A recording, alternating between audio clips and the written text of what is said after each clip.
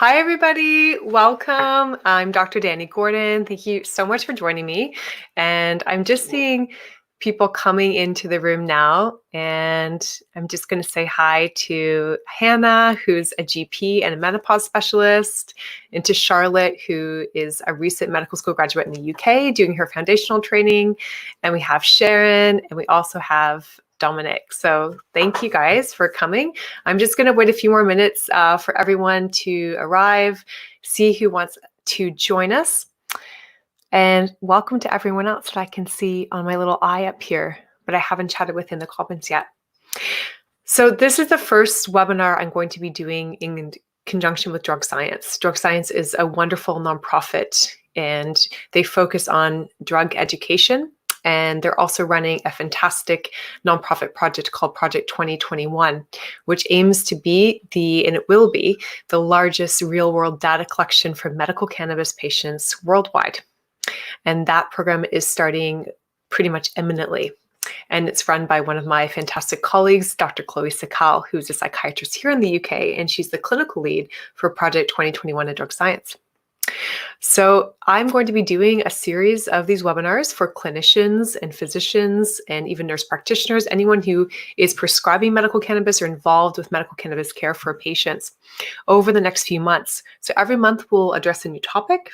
We'll do some lectures, some slides. I'll do a few slides around the topic we're going to be talking about. And then I'm just going to open it up to the Q&A. I just really want it to be interactive. I've already got some questions that I'm going to be answering in the sidebar here. And really the whole point of these is for me to be able to share my clinical knowledge of practicing cannabis medicine in Canada, treating thousands of patients over a wide variety of conditions with the clinical community, and have it open, accessible, and free for everyone. So today we're going to focus on anxiety and mental health, but if you have burning questions about other topics you want to hear, please leave me a comment and we'll address them in a future webinar.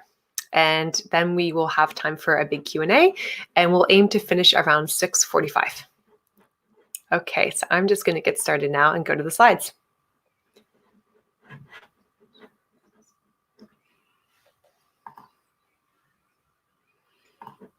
Okay, so because this is the first one, I'm just going to do a short introduction about medical cannabis more generally.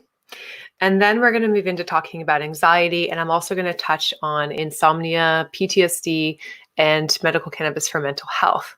Now, if a lot of these topics get burning questions that are not directly related to anxiety, then we can do a follow-up series on that particular topic. So if I'm getting a lot of questions on PTSD or depression, or if people feel they didn't get enough information on insomnia, for example, we can do the next one on that. Here we go. Still learning about these slides. So medical cannabis has been used for thousands of years medicinally in many old world cultures, including ancient India. The Egyptians used it, the ancient Sumerians. And in India, it's still used today. I've spent a lot of time in India doing meditation courses and so forth. And it's something that's still used in some spiritual traditions there. And certainly it used to be an ingredient for many of the medicinal Indian medicine, Ayurvedic medicine compounds, although technically it is still illegal in India today. So it has a long history. In the 1800s, in the Victorian era, despite the what people think of Victorians about being quite straight-laced, they actually considered cannabis tinctures a respectable botanical medicine. It was sold in pharmacies alongside drugs and other recipes at the time. And there's a few different sources in the 1800s that we can really go back in the historical texts and see that they were probably using it for things like melancholia, as I called it back then, or neuroses, anxiety, and for insomnia. And I'm just going to try to acknowledge the comments as I go along. This is new to me, so I appreciate if I'm not flowing as smoothly in between. So I'm just going to say hi, Mary, and hi, Diddy. When are you contacting patients for 2021? That's a really great question. So Chloe, Dr. Sakala is the clinical lead, and you can go to the Drug Science website to Project 2021 page, and you can find out all about that information there. And I'm just going to respond to another one as we go. Yes, Eduardo, we will be talking about CBD as well as medical cannabis today in the context of anxiety. Thank you for asking about that. And just some people sharing that they've also been using medical cannabis for many, many years. And Charlotte, who's a GP, she's actually doing her foundational year as a GP trainee here in the UK. She's saying that she's already getting patients asking for medical cannabis prescriptions, but currently only specialists can prescribe. She's, of course, in a GP training role in this instance here in the UK. So Charlotte, right now, GPs can prescribe follow-up in a shared care agreement with a specialist for medical cannabis in the UK. But a specialist must initiate that prescription, that first prescription. In other places, if you're listening in from North America, from South America, and many places where medical cannabis is now legalized, like Colombia. My colleague, Dr. Sandra, is over there doing amazing work. She's also a GP. In Canada, I'm trained as a GP myself, as well as an integrated medicine specialist in the US. So many other places where medical cannabis is legal, GPs can prescribe fully, but in the UK, not yet. And hi, David. Thank you for joining us from Ontario, Canada. And he is just saying very correctly that in Canada, where I've been practicing before moving back to the UK, yes, we have doctors and nurse practitioners that can authorize.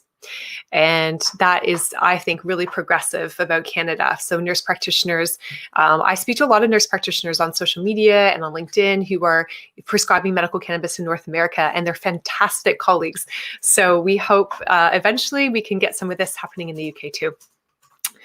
Okay, back to the slides. So I'm just going to kind of go through these ones pretty quickly. Just some historical context. When I first started prescribing medical cannabis, I really didn't know much about its history, only really in the sense that we were taught in medical school how dangerous it was. It was a drug of no medicinal value. We were taught nothing about the endocannabinoid system. So when I started really researching and going back and looking at the history of how it's been demonized post-Prohibition era in the US, for example, it was really shocking to me. And this was a very famous now propaganda piece that was produced called Reefer Madness. And it was a movie that depicted people being sent into a murderous rage from smoking cannabis. And it was a very racist campaign. It was a very biased campaign made to really demonize cannabis as a substance. And then in 1944, the New York Academy of Medicine actually did an extensive review of cannabis to see if it did match up with these claims that Reefer Madness had made and the government at the time was making about cannabis, about its very high risk of harm. And they found that actually it didn't make people in large droves go insane and go on murdering.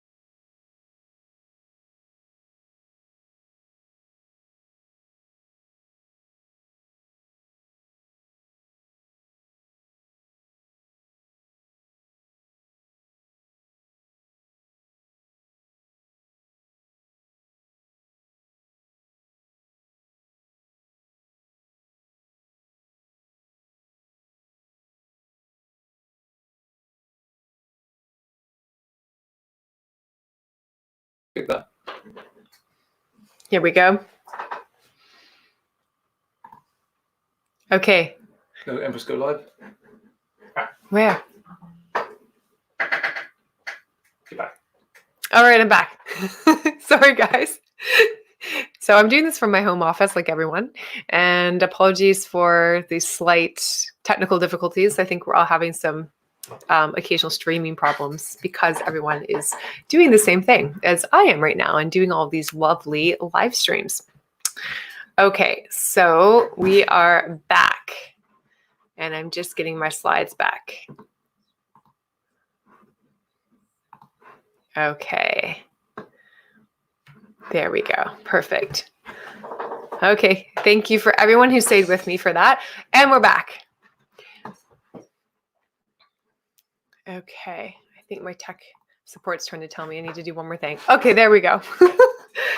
Okay, so I'm just going to kind of move forward past this a little bit. But basically, at the time, in the early part of the 20th century, we have a move into the Prohibition era. Medical cannabis is beginning to be struck from pharmacopoeias, and it's no longer considered a respectable medicine. In the UK, this happened in 1971. It was struck as a medication from the UK Pharmacopoeia, and then it fell into disrepute and was a drug of no medicinal value until 2018. And okay, there we go. I'm just going to fixing the screen again. So when we learned in medical school that medical cannabis, or just the cannabis plant in general, was of no medicinal value, part of this misconception was because we were never taught that we have our own system called the endocannabinoid system that's in charge of homeostasis in the brain and the body. And this homeostatic system is involved with regulating everything from immune function, reproductive function, our appetites, pain and pleasure, response to stress and pain, trauma response. It really interacts with our mood systems, so our serotonin systems, our GABAergic systems. And it also is in charge of things like neuroprotection, involved with memory and cognition, new learning, and it even is involved in circadian rhythms. So circadian rhythm disruptions, we think now also have an endocannabinoid system component. And endocannabinoid receptors are also prevalent in our digestive tract. So this is really why medical cannabis seems to work for so many things, because there's receptors for phytocannabinoids and endocannabinoids in almost every organ system, including in our bone marrow, throughout the female reproductive tract and the gut, and of course, throughout certain parts of the brain. So without getting into too much detail, and some of you, I'm sure, already know most of this, oh, and actually, Dominic just asked a great question. Why is the endocannabinoid system not covered in medical training? Well, it's a great question. There is a lag. There's a huge lag. We've known about it for 30 years, and just now some medical schools are starting to introduce it into their curriculum. So drug science actually has produced an amazing slide deck that's being introduced into some curriculums now about the endocannabinoid system. I've done some guest lecturing as well at some of the universities around this on some of the postgraduate programs. So it is happening, but it's slow. It's slow on the uptake, and we hope that with more education, it will change. All right. So we know that THC likes to prefer what's called the CB1 receptor, which is most prevalent, although it's in immune system cells and gut cells and all kinds of places. But we have a really large proportion of CB1 receptors that can bind to THC most readily in the brain. And CBD, on the other hand, which is the other very well-known cannabinoid, and what's in all these hemp products over the counter, it doesn't bind preferentially or strongly to either the CB1 or the CB2 receptor. It's more of a modulator of the entire system, we think, through second messengers, through something called orphan receptors.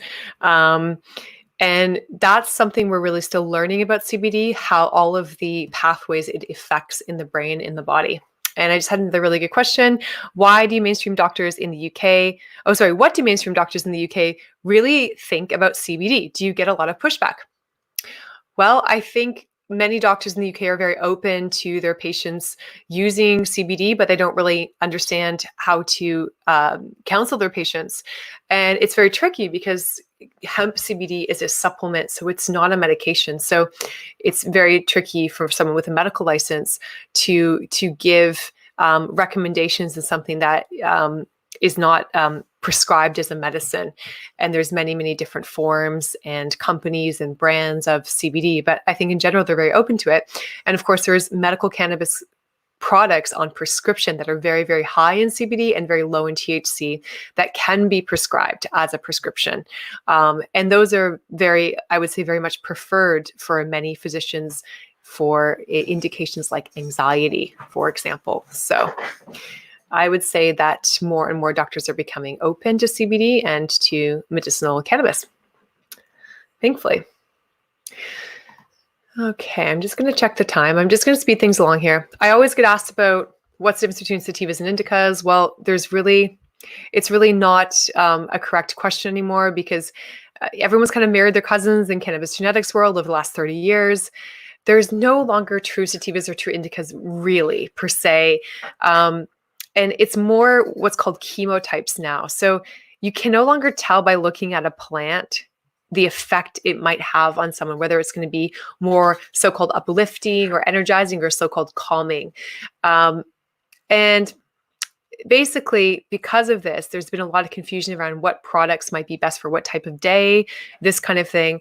And also, to complicate matters further, many medical cannabis products, especially we're finding in the UK, don't record things like the terpene profile, minor cannabinoid profile on the bottle. So really, you're just going on CBD and THC content, not on the other plant cannabinoids. You don't really get that choice. Versus in Canada, I had more choice, and there's a lot of times I was choosing specific products that had dominant terpene profiles or other minor cannabinoids that might be beneficial. Although we know a lot less about them clinically, there's a lot of preclinical evidence that we can use to guide us. And clinically over the years, I just started to really experiment.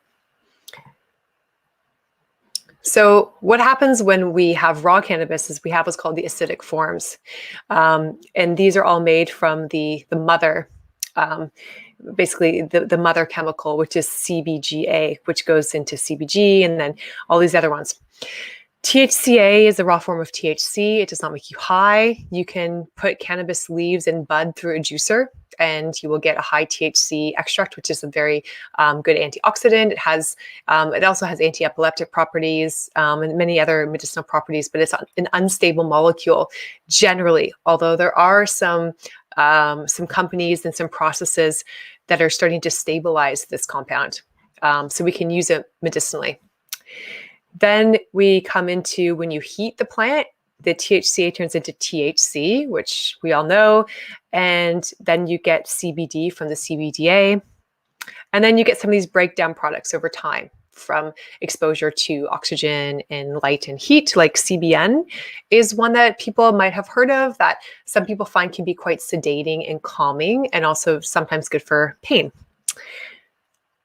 Okay, so CBD has a lot of different effects in the brain and the body, and there's still not a ton of RCT evidence in humans for some of these things directly, meaning, in an RCT looking at a placebo-controlled trial.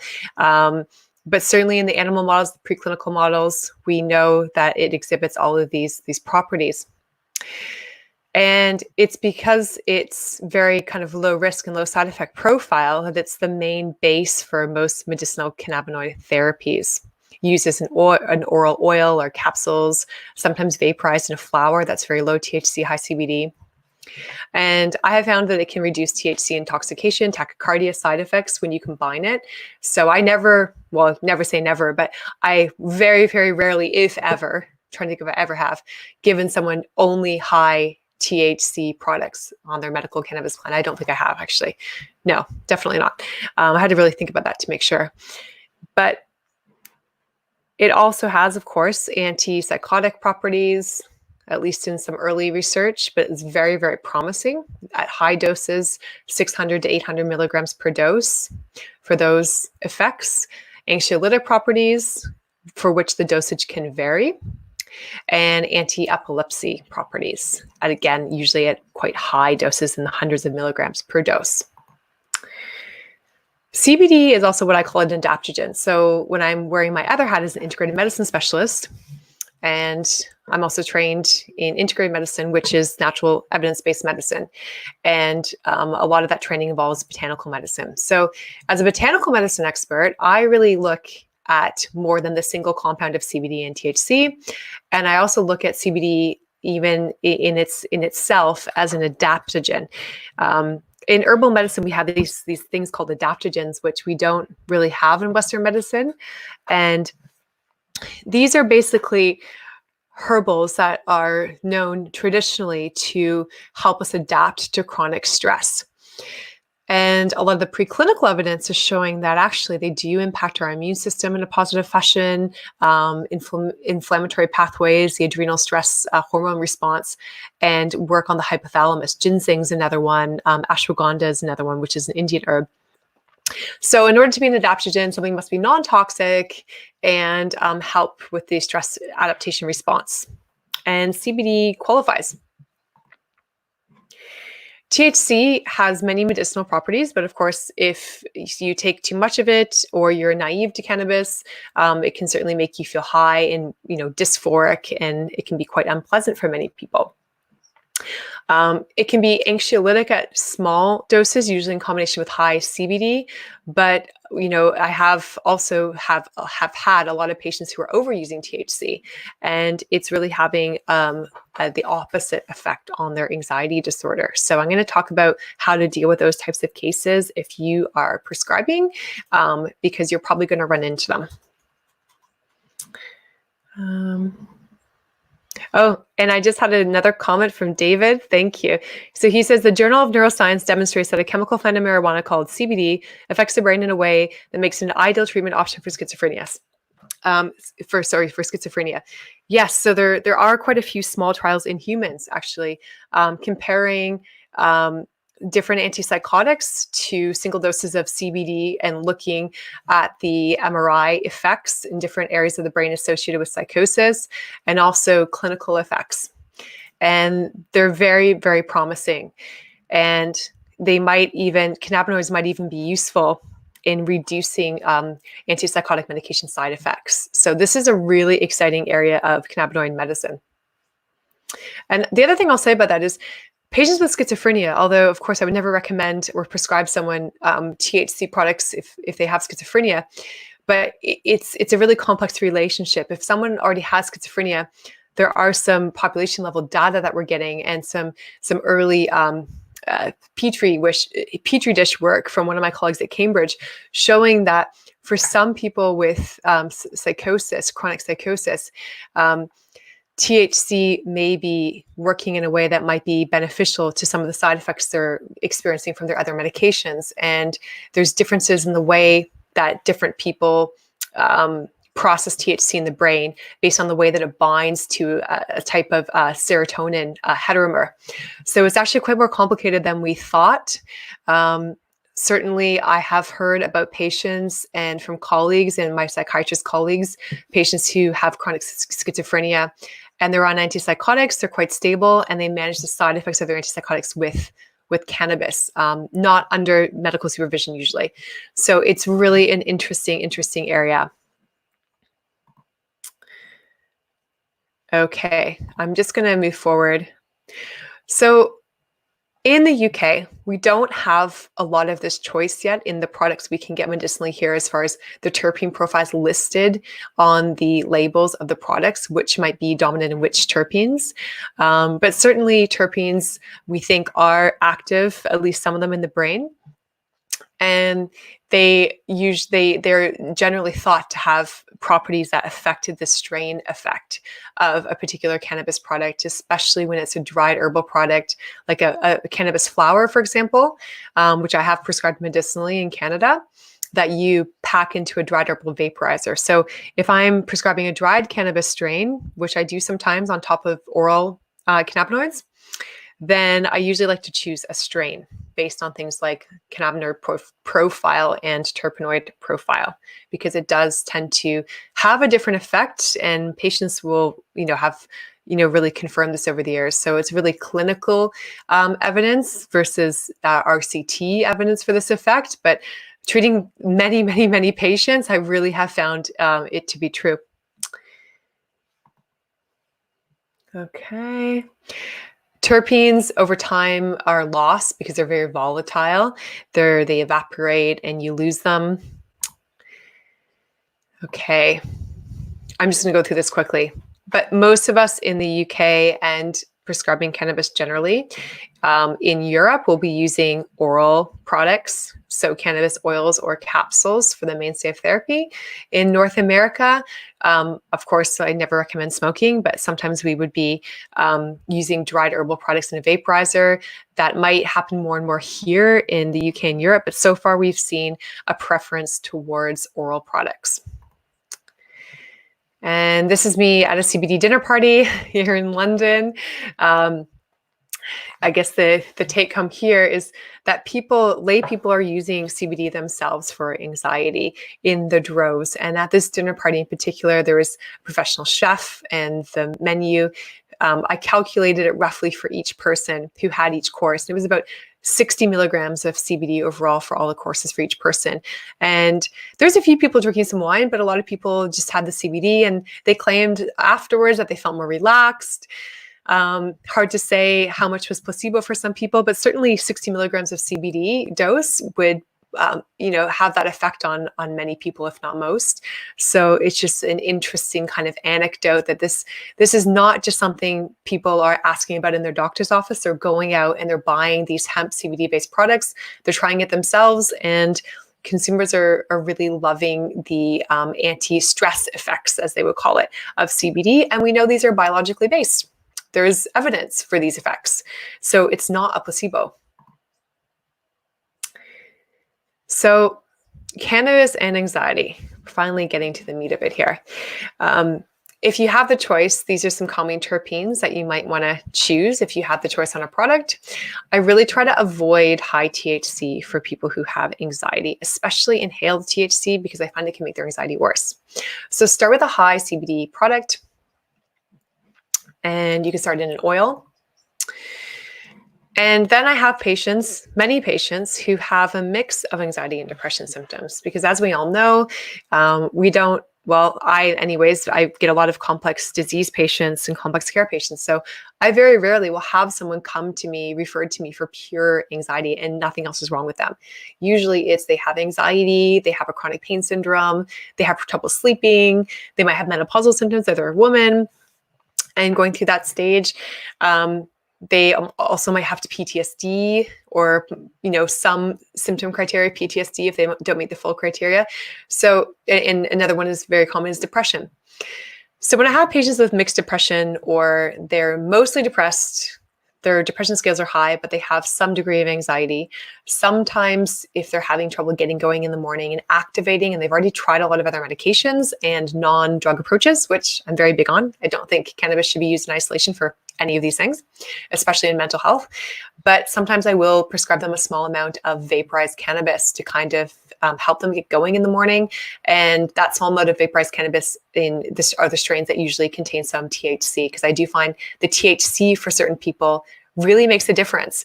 And when I first started prescribing medical cannabis, I was really wary of this, but my patients actually started confessing that they were already doing this using black market cannabis. This is before cannabis was legalized in Canada. And I got really curious. And I certainly had patients say to me, when I have the right amount of THC, I feel normal. I don't feel high. And if someone is depressed, we know that, the chemical milieu, their neurochemical balance is probably not the same. Their brain is not activating in the same way as someone who's not depressed. We can see this on neuroimaging studies, MRI studies, EEG studies, which have done a lot of work with EEG. So it might be that likely that THC is activating some of those potentially normalizing networks. So it's something that can be gently experimented with in a very controlled fashion with patients who don't have risk factors for THC use, like history of mania, psychosis, that kind of thing. And it can be very, very helpful for people to use it as a PRN, as an ad-needed medication. So a lot of my patients don't need to take this every day. But when they're having a bad day and just taking a little bit of vaporized cannabis, as long as they don't have to drive right afterwards, they're not having a safety sensitive job, it's really, really helpful. And I have many patients who it's the only thing that's really worked for them. They've tried everything else. So I think that's just really important to mention. And I've just had another question. Okay. I was very skeptical at CBD, but after trying it, I found I got even slightly mellowed for sure, which wish it wasn't so expensive. So CBD is coming down in price. There's, of course, lots of different products out there. So hopefully the price will come down. And certainly for medical cannabis, the price is coming down, but it is slower than we would like. And so far it's not available on the NHS, which is very unfortunate, but hopefully we will get there. Okay. Oh, and I just saw that Lily has joined us. Hi, Lily. I'm so glad that you're here. So Dr. Lily Galindo is a professor at Cambridge University. She's a psychiatrist, and she specializes in cannabinoid therapy and research. And she says that her research I was mentioning earlier about schizophrenia and THC use and cannabis use, it's going to be published in the next edition of the journal entitled Schizophrenia, the Schizophrenia Bulletin. So Lily, I can't wait to read it. We've been chatting back and forth about this. It's really going to be groundbreaking, this piece of research, when it comes out. So I will work on how to get a link out there to everyone if you're interested in reading Dr. Lily's research. And I just have another person who just came on. Just catching up on all these great messages. Thanks, guys. This is really great to have everyone involved. Mary says, "Hi, Mary. Purified CBD is generally used in the pilot studies for anxiety. What do you use with patients, whole plant or pure CBD?" That is a great question. So in my medical practice in Canada, we were using high CBD, low THC medical cannabis. So still products that generally contained between 0.5 and 1% THC. If we, that's what we were calling a CBD oil before we had access to these hemp oils in Canada. I've never used CBD isolate with a patient ever. I've used hemp-based CBD products on my wellness side. I also do a lot of wellness consulting, corporate stress consulting, that kind of thing. So I have used things on the hemp side, but it's been a full spectrum or broad spectrum extract, not the CBD isolate. And you're exactly right. The studies usually use CBD isolate, and they're usually in doses around 600 milligrams for a dose. So 600 milligrams is a huge dose of CBD. But I do find at much, much lower doses, like below 100 milligrams, when you use a broad spectrum or full spectrum product, that people tend to get at least some response, sometimes as low as 10, 15 milligrams. The other thing to say about that is the oral products are generally pretty low absorption, 6 to 10% absorption. I say absorption rather than bioavailability because the bioavailability is slightly different, the way they calculate it. But generally speaking, you can think of them as equivalent for all intents and purposes. So we are seeing some products coming out now that have kind of higher tech delivery systems, enhanced availability systems, different modes of delivery of getting CBD into the system that kind of bypasses the GI tract, so you're getting more. So that is going to affect the doses as well. So far these doses are for oral products without a high tech vehicle. And Marius says, "Do I see a difference between broad and full spectrum products on anxiety?" It's hard to say because, again, I usually, with my medical patients, I'm using medical cannabis, which is full spectrum. Critics who oppose the uses from David. Critics who oppose the use of cannabis over benzodiazepines point to a lack of evidence for cannabis use. Still, when you look at the research, cannabis is a much better evidence-based treatment. And that brings us to a great question. People always ask me, I get a lot of questions from psychiatrists, colleagues, what I do with patients on benzodiazepines. Is it beneficial for them to try converting to medical cannabis to get off of benzodiazepines? So, of course, blanket questions are always tricky for doctors to answer. But, in general, I find patients on long-term benzodiazepine therapy, daily therapy, are often not that well managed, even though they're taking pretty good doses of it. I have patients who were taking multiple doses of benzodiazepines during the daytime for anxiety, and then for sleep, they were taking a longer acting one, and they just wanted to get off of them. So you can't come off these things cold turkey because they're very habituating medications. So usually we would do a really, really slow wean over a number of months, and we would use high CBD, very, very low THC medicinal cannabis for daytime, and to help with their insomnia and coming off medications and weaning, a very, very small amount of a THC-based oil at nighttime. And I found that to be very effective.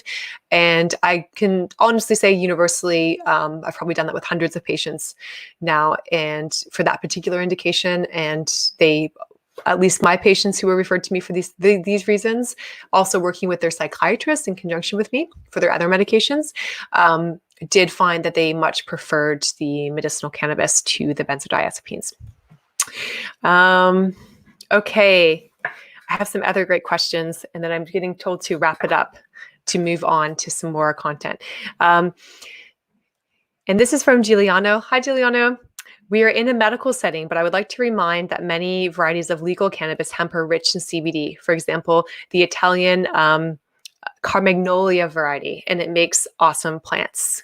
Absolutely. And the cultivation of high CBD cannabis plants is really taken off. So before, we used to get a really low percentage of cannabinoids in the hemp varieties, but there's been a lot of work in the genetic side to really ramp up the trichomes, like the sticky resin we can get that's high in CBD. So that's a great thing to point out. It's hemp can be fantastic too. Andy says, David, can you provide some references to the benzodiazepine CBD comparison studies? I don't know if there are head-to-head studies, Andy. It's a great question. I don't think I've seen those. I have a list actually of, I think, almost around 100 anxiety-related medical cannabis studies, CBD studies, which I'll be posting for everyone to see on my blog in July. It's actually part of the reference section of the book that I'm writing. So my publishers have agreed to let me post it free for everyone to see on my blog as soon as the book is released. So I might have some in there. I have to check on that. Okay, I'm just going to move on. And back over here. Okay, I'm just going to click off of this so I can get rid of that bar. Okay. Cannabis and sleep. This is another really common question. Of course, people who have anxiety, a large proportion of them have sleeping problems. They have either problems getting to sleep or maintaining their sleep with fragmentation during the nighttime. There's many different reasons for this, of course.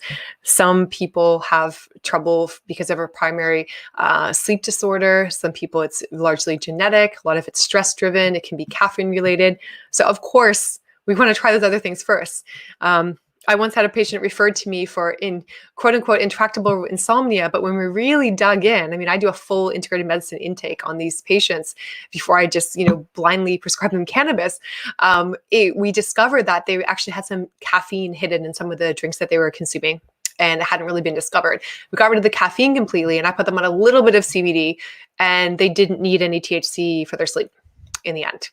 So the first thing is, what can you take away to help someone sleep? It's, insomnia in my mind, if it's idiopathic and there's no primary sleep disorder or sleep apnea or, different sleep things that can be found on a polysomnogram, then it's often a disorder of 24-hour nervous system hyperarousal, and we have to wind these people down, which is where CBD during the day can be really helpful because it can help with the stress response, decrease the cortisol response over time, and people feel less stressed by the end of the day, and then they can wind down easier.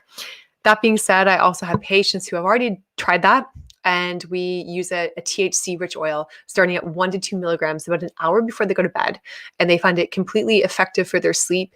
And these are people who have failed other sleeping pills like prescription sleep aids from different categories of medications, or they're having a lot of hangover effect in the morning from the prescription sleep aids, and they want to try switching, and they have found it much better for them. One of my patients said to me, I feel like I know what it is to sleep normally for the first time in my life. That's after I gave him a small dose of THC oil before bedtime. And he also had depression, and we were quite conservative with his nighttime THC because I didn't want him to feel groggier in the morning because he already had depression. but he actually felt better in the morning after a few weeks of being on the medical cannabis THC oil at nighttime. And then we did a high CBD oil for him during the day. So that was a really interesting case. Okay. We've talked about this a little bit. THC, when it comes to stress and anxiety, really less is more. I'm just going to kind of move back a little bit. Andy says, references for RCTs and anxiety would be very useful. Yes, so on that list I mentioned on my blog in July, I will have a list, a very, very long list of studies. And also in the meantime, if anyone's curious and they just want to do a quick and dirty search, if you go to Google Scholar and you type in AND terms like anxiety and cannabis, anxiety and cannabinoids, anxiety and cannabidiol, and then you can search based on full text, based on abstract alone, based on year published. It's also incredible what you can find. And there's stuff coming out all of the time. Whenever I do this, every few weeks I tend to do this, and there's always new things. So I just want to do a short case study, and then I'll take a few questions. We'll go over a little bit. That's okay with me, if it's okay with you. So this is a patient I saw. It's a very typical patient.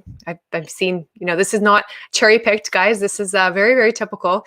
So this was a 60-year-old man, and he had very treatment resistant anxiety and depression for over 20 years. He had tried a lot of different things. He had tried many, many medications. The list you can see before you. He had tried a psychologist visits, different types of psychology interventions, which he said did help a bit, but it wasn't really enough to kind of keep the cost up, which is often a problem with psychotherapy. I'm a huge fan of psychotherapy, combining it with pills and skills, but the cost is often prohibitive for people to maintain it. That's the issue.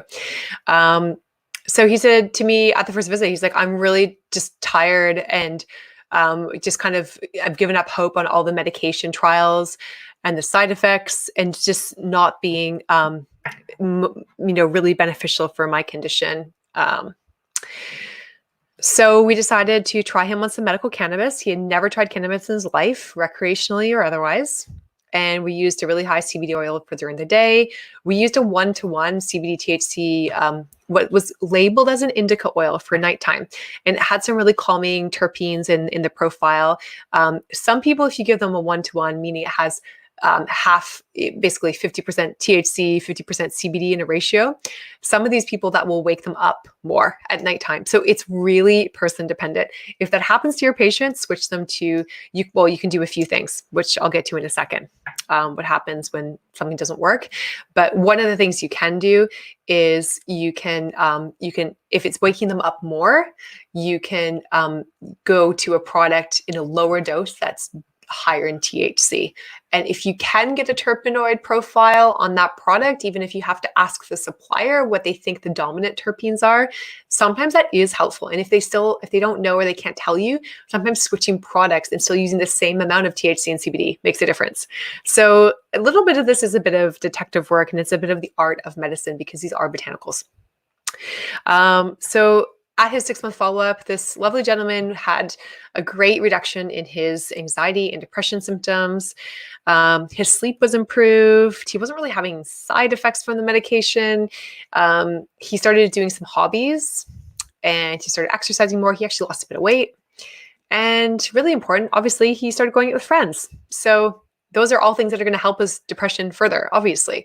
And those are things he couldn't do before because he was stuck in this cycle of not really being able to activate, not being able to engage socially, not being able to do the things that we know gets the depressed brain out of those spirals. All right. I'm just going to see if there's anything else that I really want to. This is something I do want to mention. So patients sometimes are using, when they come to see me, most of my patients, when they come to see me, have never tried cannabis, but I do have patients who've been self-medicating for years.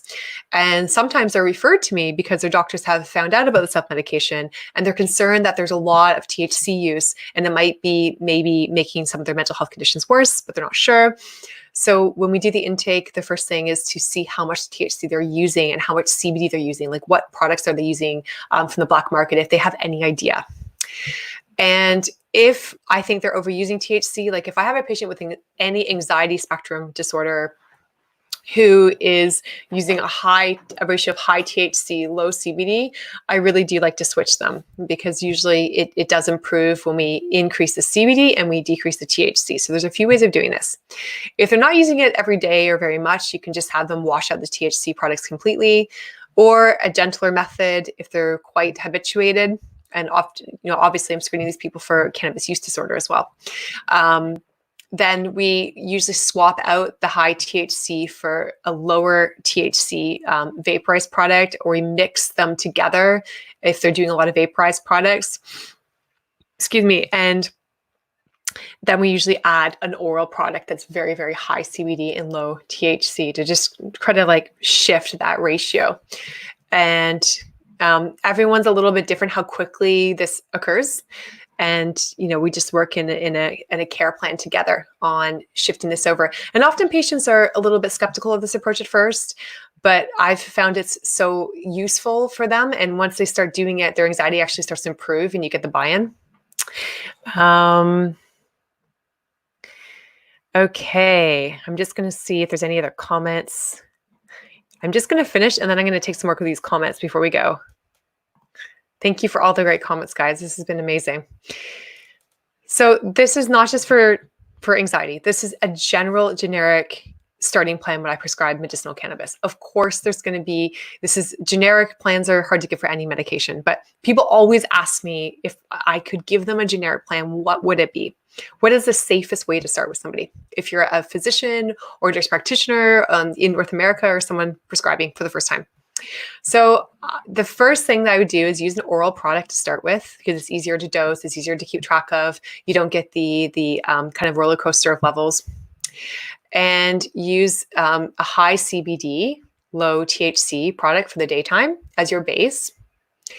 And then if necessary, if you have a patient with severe chronic pain, which is a whole nother topic, that's a whole seminar in itself, which I'm happy to do. I do a lot of work with chronic pain of different varieties. Then those people often need sleep support and they need nighttime pain support. And that's where your THC comes in real handy. But you really want to start at a tiny, tiny dose, especially if they're naive to THC, and take it about an hour before bed in an oil again. So always use some CBD to buffer the THC, even if you're treating chronic pain. And even if they've had experience with THC and they say, CBD doesn't do anything for me, I still add CBD as well, because it works together. And I do feel like it decreases the amount of THC that I need, that patients need, and the side effect profile. And then for breakthrough or rescue, breakthrough symptoms, rescue care, for someone who has migraines that come on very suddenly, for someone who has spasms, painful spasms that come on very suddenly, I will sometimes add in a vaporized product on top of the base of the oil to control those. And you can start with a balanced strain, like a 1-to-1 CBD or THC, or even a higher CBD, like 5 parts CBD, 1 part THC, and go from there. Okay.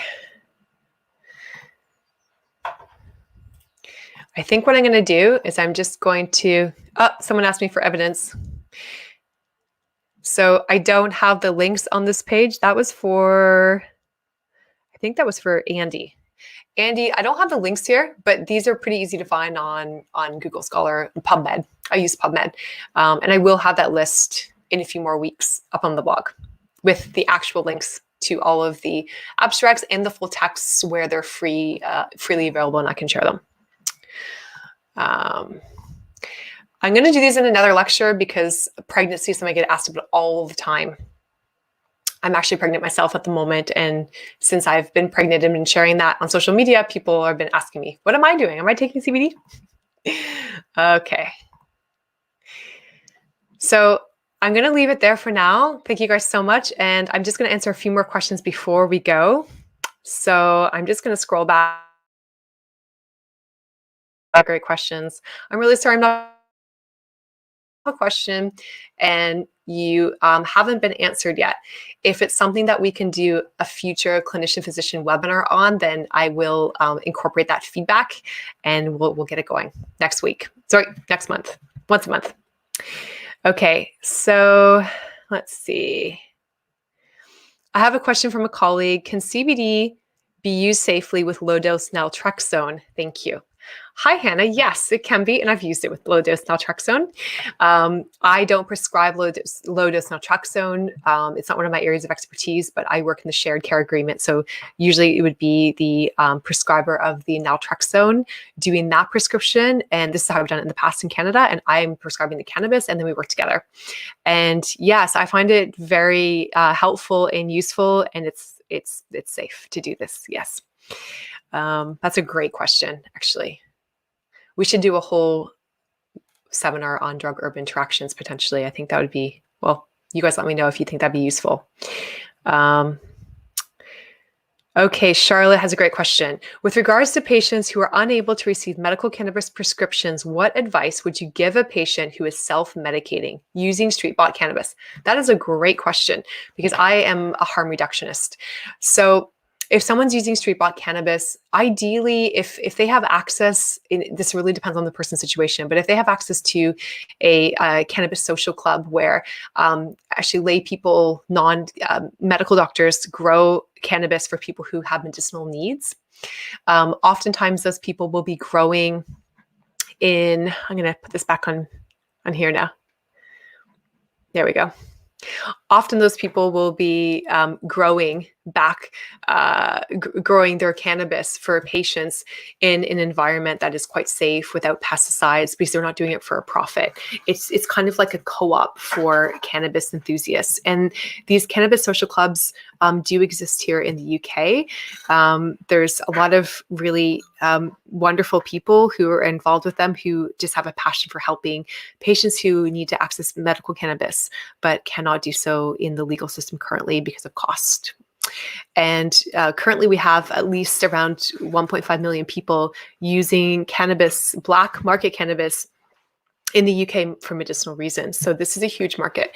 So some of the cannabis advocacy groups are also great resources for patients who are looking for advocacy.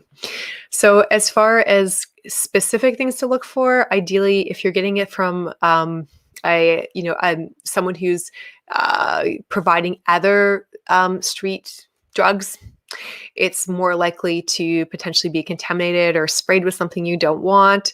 Some people like Carly Barton, who is a fantastic patient advocate here in the UK, she has a campaign called Carly's Amnesty, where she grows her own cannabis and she helps people sign up to a program where they're not going to be prosecuted by the police for growing a few plants. Growing cannabis is pretty labor intensive. I've actually done legal grow own prescriptions and like their authorizations in Canada for a few patients who, for many reasons, that was the best option for them, although it's not my first option.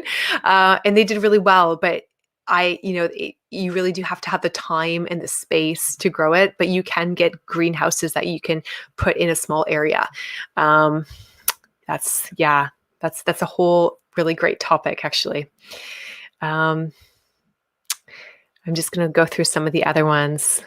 Yes, Eduardo, all of these slides are going to stay on YouTube. All of the series I'm doing with drug science will be freely available here indefinitely. So please, hopefully, if it's helpful, please share, and then we can just keep adding to the community each month.